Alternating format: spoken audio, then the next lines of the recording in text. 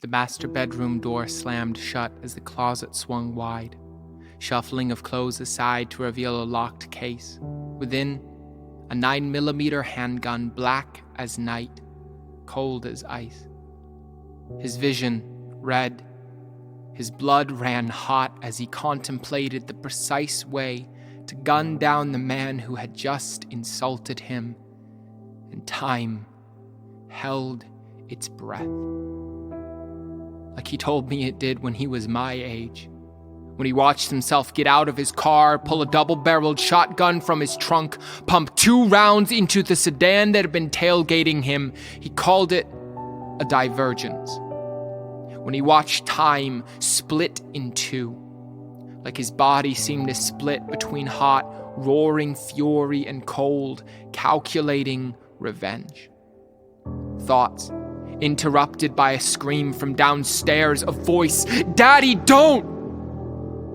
And time cracked and bent, and little fragments danced across the room as he beheld the divergence that lesser men might crumble to. The weight of the threads of fate felt like chains, heavy as those that held Orion's belt, but thin as the line that he would have to cross. He watched himself hop in his car and drive up the cul-de-sac, down the street, pull out that piece, paint the asphalt like a Pollock. A row of police cars, his wife wailing on the sidewalk, a courtroom hearing, and a life sentencing that would sentence his seed to irreconcilable diverging. He was a hand grenade. To pull the trigger was to pull the pin. Thoughts interrupted again by a voice from outside. "Daddy, please." He put the gun away, and time began to breathe again.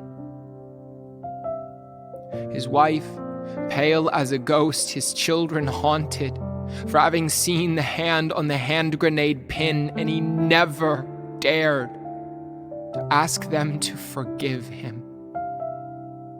At least, I never remember my father asking forgiveness for that day. Perhaps he didn't think he needed to. Or more likely, the weight of the shame was just too great.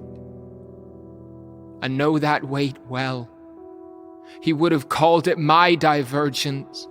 2 paths that shaped my fate. To forgive the man who taught me how to hate. Or to hold on to it just to spite him. 'Cause I've been harboring a fully automatic, loaded with accusations and blame, and my finger's been on the trigger every day, 'cause there's nothing he can do to make up for the way he failed to be the father I needed him to be. But forgiveness has never been something given to the deserving. My voice cries out a prayer, a plea. "Daddy, please."